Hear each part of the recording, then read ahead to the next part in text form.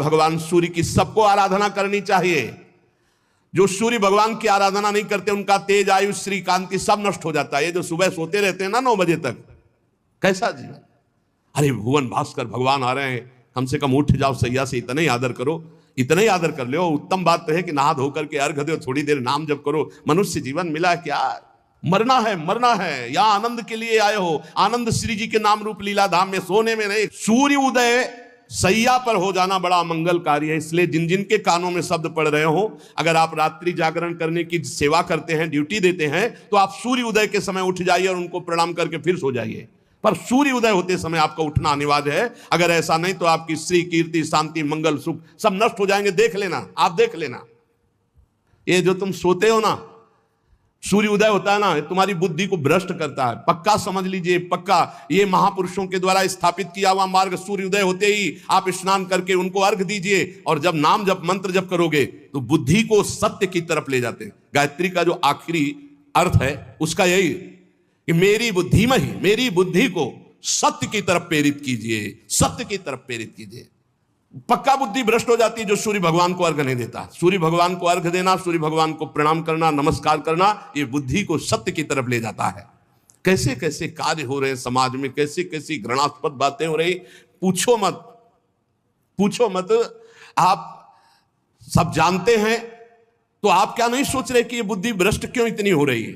ये बुद्धि भ्रष्ट, श्री, कीर्ति, वैभव सब नष्ट हो जाएगा। इसलिए मान लो हमारी प्रार्थना, आप रात की ड्यूटी करते हो तो घर वालों को बता दो कि सूर्योदय होने के पहले में जगा देना। जग जाओ, 5 मिनट हाथ जोड़कर नाम जप करो, प्रणाम करो। भगवान हमको ऐसी ड्यूटी लगाए हो कि अब हम भजन नहीं कर सकते, अब हम सोएंगे। फिर सो जाओ, बच जाओगे। नहीं ऐसे ऐसे अपराध बनेंगे कि बुद्धि काम ही नहीं करेगी। ये जो पुरुष सूर्य भगवान का अपमान करते हैं, उनकी आयु का नाश करते हुए आकाश में विचरण करते हैं। सूर्य की तरफ थूकना, लघु शंका करना, यह सब पशुवत आचरण। अब ज्ञान ही नहीं रह गया, ना शास्त्र सुनना है और न शास्त्र पढ़ना है। अब तो जो कुछ है वो मोबाइल है। अरे धर्म से चलो, भगवान का नाम जप करो, नमक रोटी खाओ, चैन से जियो। जीना नहीं आ रहा, जीना नहीं आ रहा। बेविचार प्रवृत्ति बढ़ती चली जा रही, धन लोलुपता बढ़ती चली जा रही, हिंसा बढ़ती चली है। क्यों? वासना में इतना भूत चढ़ गया है, कुछ ज्ञान नहीं।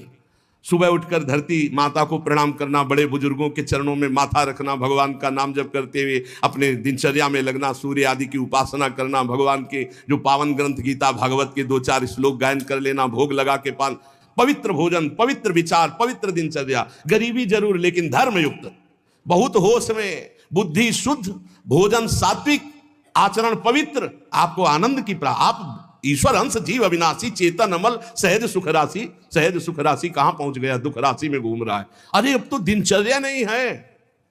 क्या इसमें आयु बढ़ेगी? ज्यादा सोने वाला तेज विहीन हो जाता है, स्फूर्ति विहीन, उत्साह विहीन, बहुत हानि ही हानि है। आप अगर सो रहे तो आपकी बुद्धि पतित हो जाएगी, आपकी बुद्धि भ्रष्ट हो जाएगी। बुद्धि को शुद्ध रखना है तो नींद कम दो।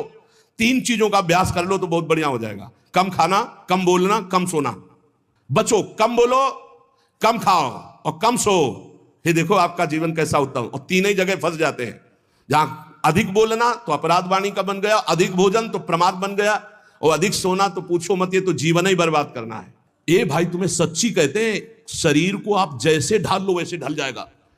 3 घंटे सोने में या 4 घंटे सोने में काम चला लो तो कितना बढ़िया। 20 घंटे आपके पास बचते हैं। 20 घंटे सो के 4 घंटे में निपटाते हैं कार्य। सोच स्नान। और अगर भगवान ऐसे ऐसे जीवन को नष्ट करने वाले जीव हैं तो हमें लगता है मानव जीवन की कृतार्थता का क्या स्वरूप रहा।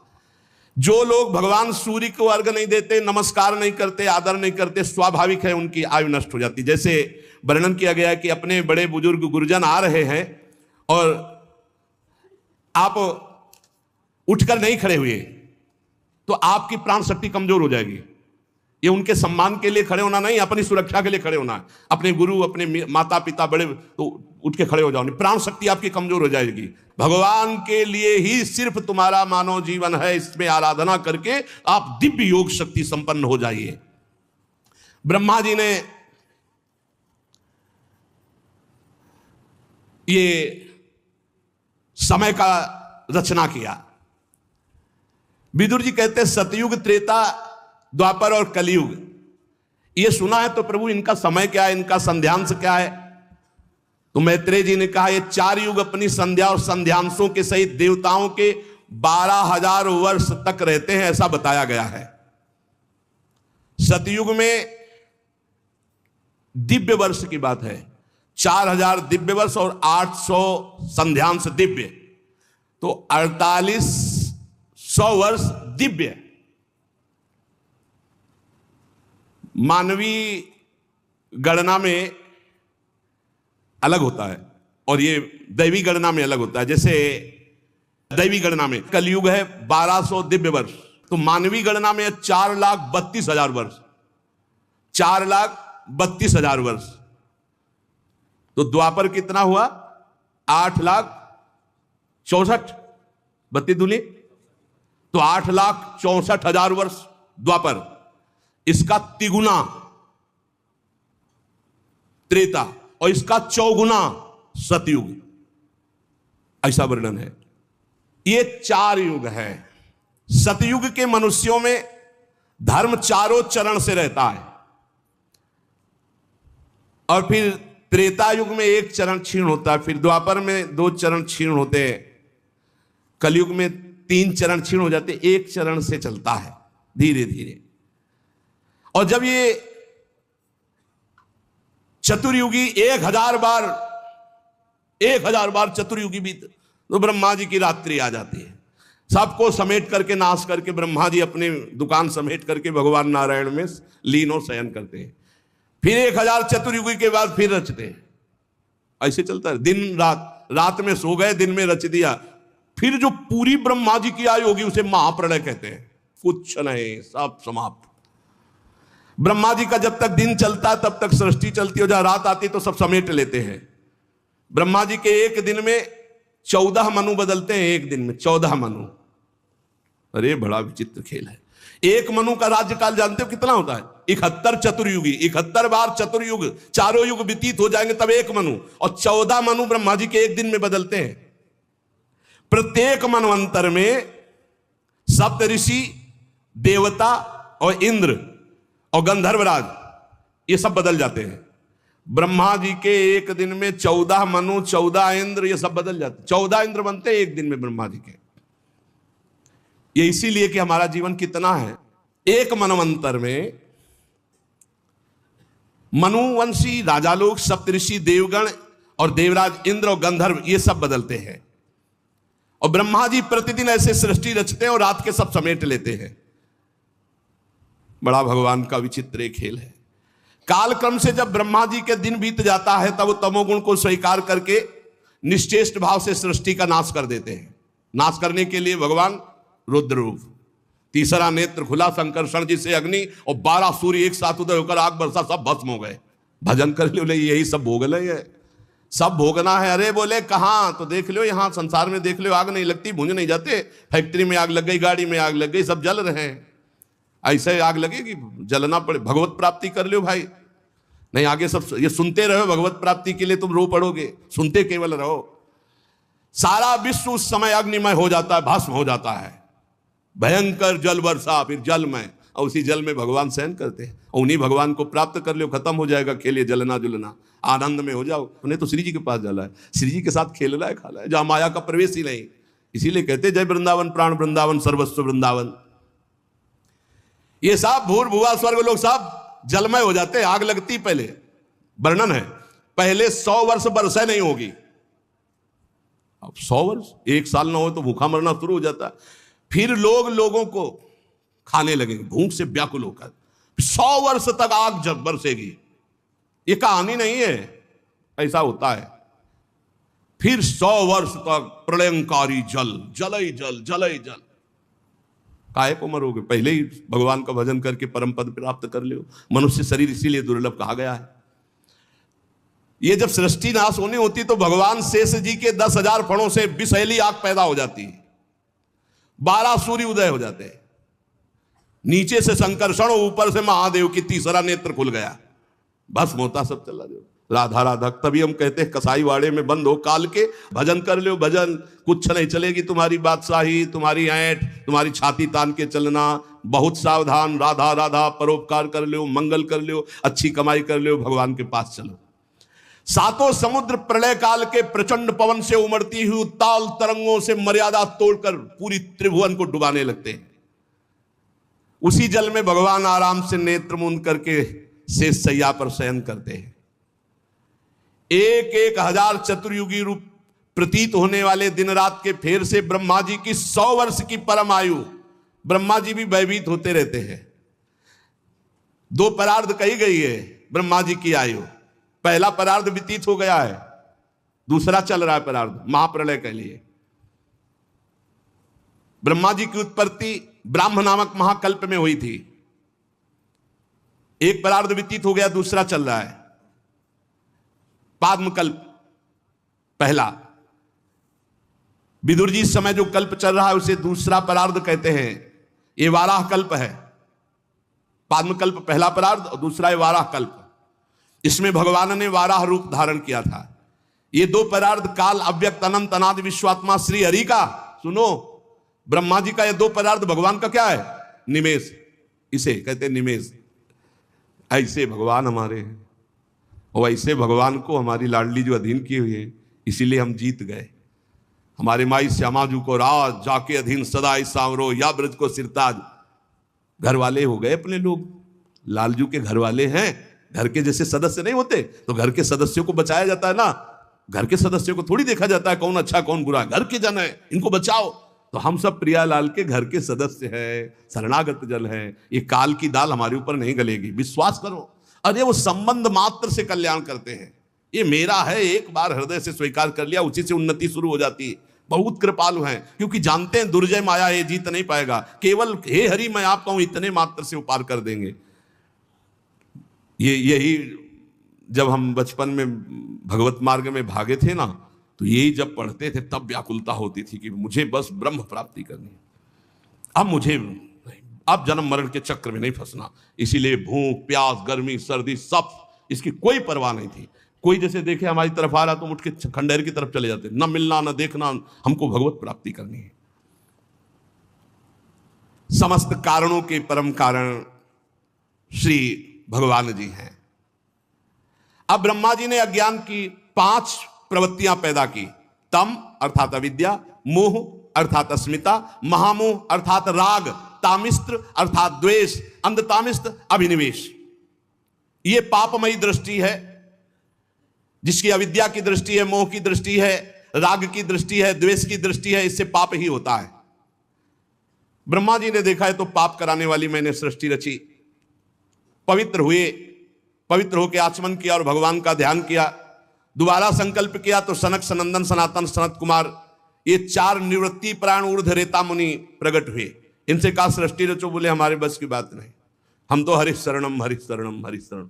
निकल पड़े दिगंबर महापुरुष। कहा तुम लोग सृष्टि उत्पन्न करो। उनका पिताश्री, हम निवृत्ति मार्ग पर चिंतन रखने वाले हैं, इसलिए हम ऐसा नहीं कर सकते। ओ हरि शरणम हरि शरणम। ब्रह्मा जी ने देखा कि तो मेरी आज्ञा नहीं मान रहे, बड़ी गुस्सा आई। जब ब्रह्मा जी को गुस्सा आई, बहुत रोकने का प्रयास किया लेकिन बहुत गुस्सा आ गई। तो ब्रह्मा जी के बीच भाव से यहां से श्याम वर्ण का एक तेजो में देव प्रकट हुआ और वो थोड़ा रुदन करने लगा। तो उनका रो मत, बोले मेरा नाम बताओ, बोले रोए इसलिए रुद्र। बोले रहने का स्थान बताओ, बोले कैलाश। यहां श्रीमद् भागवत महापुराण के विधान में भगवान ब्रह्मा जी के भ्रकुटी मध्य से भगवान रुद्र का अवतार हुआ, देवाधिदेव महादेव। देखो ये हमने कई बार कहा है कि जिस पुराण को आप पढ़ोगे उसमें वही अधिष्ठात्र देवता होगा। जैसे अपने गुरु कृपा से कई पुराणों का स्वाध्याय हुआ, तो अगर देवी पुराण तो देवी से सबकी उत्पत्ति, शिव पुराण तो शिव से सबकी उत्पत्ति, जिस पुराण के अधिष्ठात्र देवता उसी से सबकी उत्पत्ति। तो यहां भगवान श्री हरि श्री कृष्ण, उनके लिए श्रीमद् भागवत, तो इसमें श्री कृष्ण श्री हरि से भगवान ब्रह्मा, ब्रह्मा जी से देवाधिदेव महादेव जी का प्रादुर्भाव। तब कमल योनि भगवान ब्रह्मा ने उस बालक की प्रार्थना पूर्ण करने के लिए मधुर वाणी में कहा, देव श्रेष्ठ, तुम देव श्रेष्ठ हो, देवाधिदेव हो, तुम्हारा नाम रुद्र, तुम्हारे रहने का सूक्ष्म स्थान, सबका हृदय, सबके इंद्रियां, सबके प्राण, आकाश वायु अग्नि जल पृथ्वी सूर्य चंद्रमा और तपस्या, ये तुम्हारे स्थान है। और तुम 11 रूपों में रहोगे। मन्यु, मनु, महिनस, महान, शिव, ऋतध्वज, उग्ररेता, भव, काल, वामदेव, धृतव्रत, धी, वृत्ति, उषना, उमा, नियुत, सर्पी, इला, अंबिका, इरावती, सुधा, दीक्षा, ये 11 रुद्राणियां तुम्हारी अर्धांगिनी होंगी। तुम जो हमने तुम्हें स्थान दिया, हृदय, इंद्री, प्राण, आकाश, वायु, अग्नि, जल, पृथ्वी, सूर्य, चंद्रमा, तपस्या, इन स्थानों पर रहो और प्रजा उत्पन्न करो, क्योंकि हमारी इच्छा है कि इस समय सृष्टि बढ़े। भगवान शंकर को आदेश हुआ कि प्रजा रचो, तो रचना शुरू किया। अब उनकी जो रचना थी बहुत विचित्र थी। किसी के हजारों मुख, किसी के एको मुख नहीं, किसी के हजारों आंखें, किसी के एक आंख, किसी के बहुत हाथ, किसी के विचित्र, असंख्यों यूथ के यूथ, भूत प्रेत पिशाच। ब्रह्मा जी ने कहा बंद करो, बंद करो, आप अपनी सृष्टि बंद करो, नहीं जो हम सृष्टि रच रहे सब खा जाएगी आपकी सृष्टि। महाराज ये सारे दिशाएं डरपने लगी, आप अपनी सृष्टि बंद करो, तुम्हारा कल्याण हो, हमारे आदेश का पालन हो गया, बस ये आपने जो सृष्टि रची है पूरी सृष्टि को खा जाएंगे, मत रचो सृष्टि, तुम्हारा कल्याण हो, तुम सुखी रहो, तुम तप में लगो, तपस्या करो। हे इंद्रियातीत, हे सर्वांतर्यामी, हे ज्योतिष स्वरूप देवाधिदेव, आप अपनी सृष्टि बंद कर लो। भगवान शंकर ने कहा, पहले कहा था रचो, तो फिर आपकी आज्ञा पालन करके रच रहे थे। तब भगवान रुद्र ने कहा ठीक है, और वो समाधि में शंकर सहज स्वरूप संभाला, लाग समाधि अखंड 88 हजार वर्ष तक की समाधि देवादिदेव की। कलयुग में एक बहुत बड़ा गुण है, इसीलिए परीक्षित ने इसको मारा नहीं। इसमें मन से पाप करने पर कोई दंड नहीं मिलेगा। अन्य युगों में मन से भी मानसिक पाप का भी दंड मिलता था।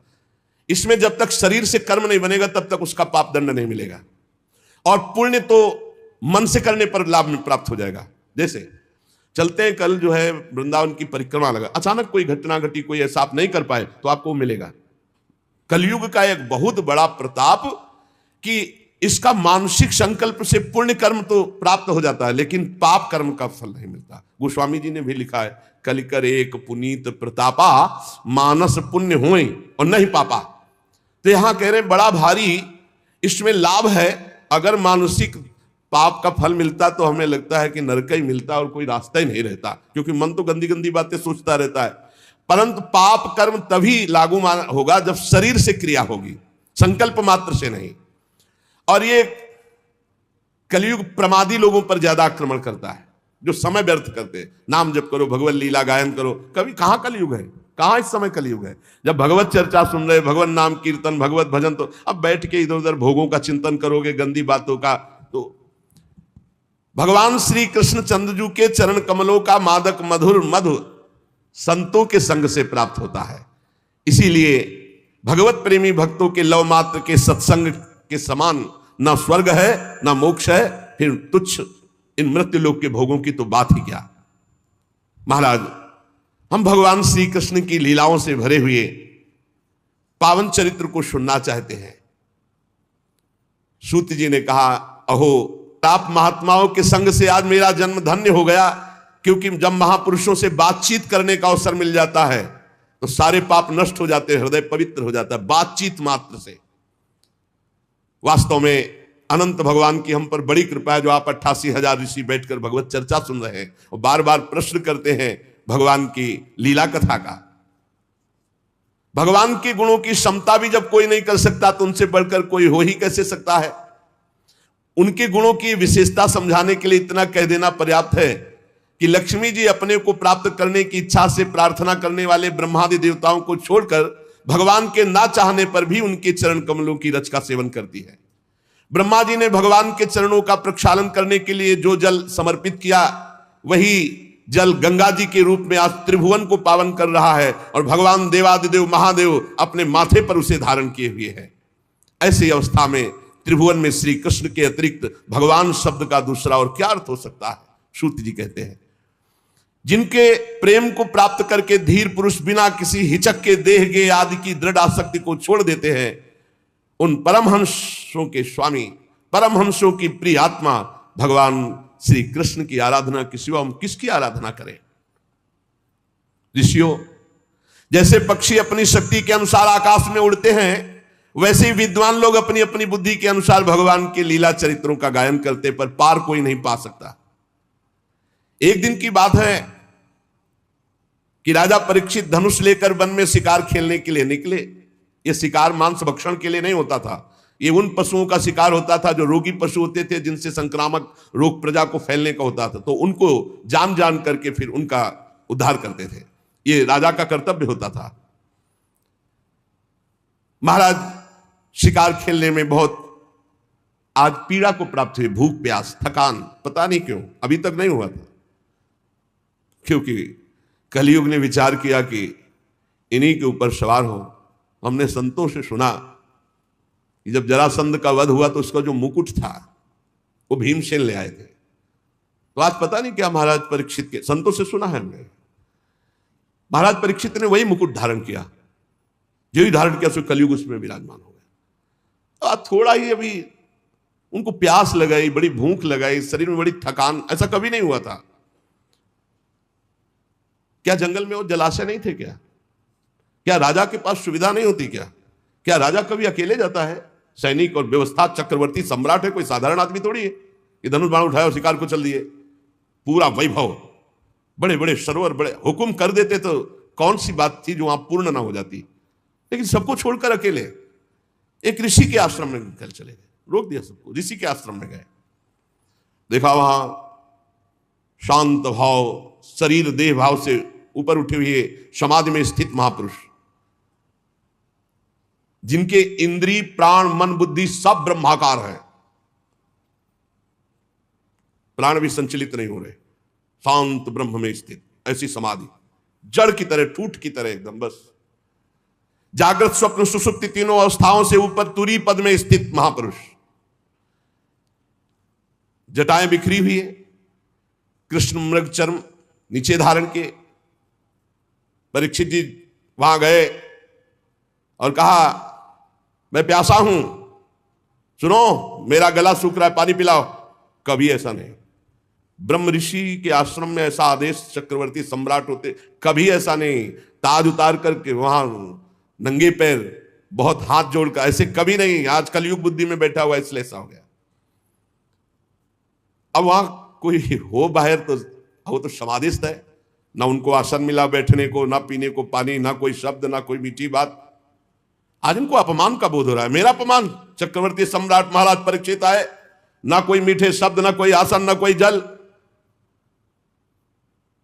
अब दृष्टि बदली हुई है, देखा ऋषि को ढोंग तो नहीं कर रहा है, बुद्धि का खेल है, आज तक कभी ऐसा नहीं। तो देखते हैं अभी बाहर निकले तो एक मरा हुआ सर पड़ा था, ऐसे धनुष की प्रत्यंचा से नोक से उठाया और जाके से, अब वो थे ही नहीं, वो तो अंतर में भाव समाधि में डूबे हुए चल पड़े। पहला जिंदगी का, इसमें लिखा हुआ है, पहला जिंदगी का ये घटना अवसर था जो ये अपराध बना महाराज परीक्षित। आज तक कोई अपराध नहीं बना, पहला अभूतपूर्व, सहसा अभूतपूर्व, कभी ऐसा नहीं हुआ, ये पहली बार हो रहा है, क्योंकि खोपड़ी में कलयुग बैठा है। मरा हुआ सांप डाल दिया, उपहास करते राजधानी में चले आए। मन में सोचते आए महात्मा जो है मुझे देख करके आंख बंद कर लिया होगा कि क्या राजाओं से बात करें, हमारा राजाओं से क्या प्रयोजन है, झूठ मूठ समाधि का ढोंग कर रहा है, इतना सोच जाना। नहीं नहीं नहीं, एस किम निवृत्ता शेष करणों मिलित एक क्षण मृषा समाधि, झूठी समाधि रच रहा है, ऐसा सोचते चले जा रहे वापस।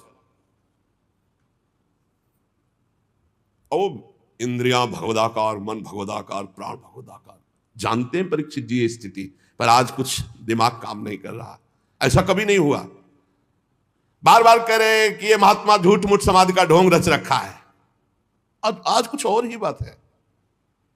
अब वो तो समाधिस्थ ही है, उनको तो पता ही नहीं। इतने में कुछ लड़के देखे, ब्रह्म ऋषियों के बालकों ने देखा कि राजा आश्रम में गया, वापस लौट गया, तो वहां गए तो देखा को तो समाधिस्थ है, उनके गले में मरा हुआ सर्प, समीक ऋषि नाम उनका जो समाधिस्थ है। अब वो दूसरे ऋषि कुमार गए और श्रृंगी ऋषि से कहा कि बड़ी बड़ी बातें खेल में मारता था, मैं ऐसा, मैं आज तेरे पिता के गले में मरा हुआ सांप डाल दिया चक्रवर्ती सम्राट परीक्षित ने, दुर्व्यवहार किया, अपमान किया, भला कुछ कर ले तू। श्रृंगी ऋषि ने कहा सत्य, सत्य। स्नान कर रहे थे, अभी बालक थे, सत्य, उनका पक्का त्रिकाल सत्य, ऐसा ही किया है महाराज परीक्षित ने। था उन्होंने कहा हो अधर्मा पालानाम पीमनाम बलिभुजामिव स्वामिन्यघम यद दासानाम द्वारपानाम सुनामिव। ये चक्रवर्ती सम्राट कहलाने वाला ये उच्छिष्ट भोजी कौआ इतना संड मुसंड हो गया कि हम ब्रह्म ऋषियों की मर्यादा को भंग कर रहा है। ये हमारा दास होकर दरवाजे पर रहना चाहिए, घर में जाकर स्वामी का अपमान करने का अधिकार इसको किसने दिया? ब्रह्म ऋषियों के सामने सब झुकते हैं, सब सेवक है, इसे द्वार पर खड़े रहना चाहिए था। एक घर में घुस करके ऐसा अपराध कैसे कर दिया? क्या समझता है? भगवान श्री कृष्ण परमधाम चले गए तो कोई शासन करने वाला नहीं। अरे हम ब्रह्म ऋषि बालक हैं, आज इस मर्यादा तोड़ने वाले उद्दंड राजा को मैं दंड दूंगा। ऐ ऋषि बाल को मेरा तपोबल देखो। छोटे बालक है श्रृंगी ऋषि, तुरंत आचमन किया, लाल लाल आंखें क्रोध से, और ऋषि कुमार ने कौशिकी नदी का जल लिया और वाणी रूपी वज्र का प्रयोग किया। एक कुलांगार परीक्षित, वहां है नहीं, मेरे पिता कभी अपमान के योग्य नहीं। समीक ऋषि जो समाधि अवस्था को प्राप्त है, तूने उनका अपमान किया और समझता है कि तुझे कोई दंड नहीं दे सकता। तो सुन, मैं सत्य तुझे दंड दे रहा हूं वाणी का। आज के 7वें दिन भयानक विषधर सर्प जो तक्षक है वो आएगा और तुझे डसेगा और तेरी मृत्यु होगी, कोई तुझे नहीं बचा पाएगा। इस श्राप दिया।